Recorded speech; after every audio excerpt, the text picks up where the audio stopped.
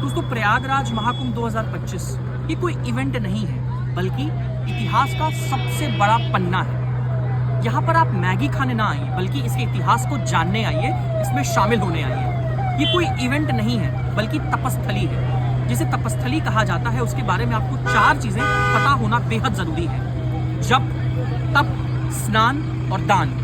जप, अपने गुरु मंत्र का स्मरण करना। इस तपोभूमि पर अपने गुरु को याद करना, उनके दिए गए मंत्रों को लगातार स्मरण करना।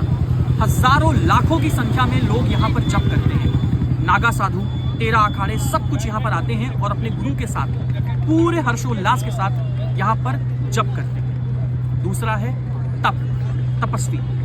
यहाँ पर हठ योगी आते हैं, किसी साधना को एकाग्रता से सिद्ध करने आते हैं। किसी कोई आपने देखा होगा एक हाथ ऊपर किए, कांटे लगाए सर पर। ऐसे तमाम साधु संत यहाँ पे आपको मिलेंगे जो तपस्वी होते हैं। वो सिर्फ रील पर दिखने वाले साधु नहीं होते हैं, असल में उनका जीवन बेहद कठिन होता है। जिन्हें हम 20 सेकंड में भुला देते हैं, उन्होंने अपना पूरा जीवन, अपनी पूरी जवानी तपस्या में बिता दी होती है। इसीलिए आपको जप और तप उनका मजाक नहीं बनाना चाहिए, बल्कि नमस्कार करना चाहिए।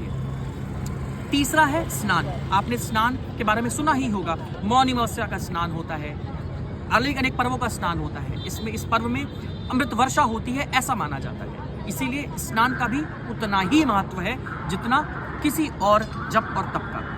और अंत में आता है दान। जी हाँ दोस्त, दान ऐसे किया जाए कि बाएं हाथ को ना पता चले कि दाएं हाथ में क्या है। दान अपनी क्षमता के अनुसार किया जाता है। कभी श्रम का किया जाता है, कभी अर्थ का किया जाता है, कभी पूरे जीवन का किया जाता है। हिंदू धर्म में दान का बहुत बड़ा महत्व है। दान हर कोई नहीं कर सकता, दानवीर हर कोई नहीं हो सकता। निस्वार्थ भाव से सेवा देना ही दान होता है। दान यहाँ से होता है, हाथ सिर्फ माध्यम होते हैं। दान करके बताया नहीं जाता कि हमने कितना दान किया है। यहाँ पर लाखों की संख्या में लोग आते हैं। इनके खाने का इंतजाम कौन करता है? दोस्त, यहाँ पर तमाम अखाड़े हैं, तमाम लोग हैं। इवन प्रयागराज के खुद के लोग लगातार अपने आंगन खोल के बैठे हुए हैं, अपना किचन खोलकर बैठे हुए हैं यहाँ के लोगों को पेट भरने के लिए। 24 घंटे दिन और रात लगातार यहाँ पर अन्नदान लगातार चल रहा होता है, जिसमें अनेक संत अपना दान कर रहे होते हैं, तपस्या कर रहे होते हैं, जप कर रहे होते हैं और अपने जीविकोपार्जन के लिए भी, अपनी भूख के लिए भी किसी भी डिपेंडेंट नहीं होते, क्योंकि यहाँ पर उनको ऐसे लोग मिलते हैं जो दान में कुछ ना कुछ दे रहे होते हैं। दान सिर्फ धन का नहीं होता है, दान सब कुछ होता है। दान एक बहुत बड़ी महिमा है आपके जीवन की। इसीलिए दोस्तों, इस पूरी बातों को समझना, उसके बाद महाकुंभ में आना ही आपका मकसद होना चाहिए।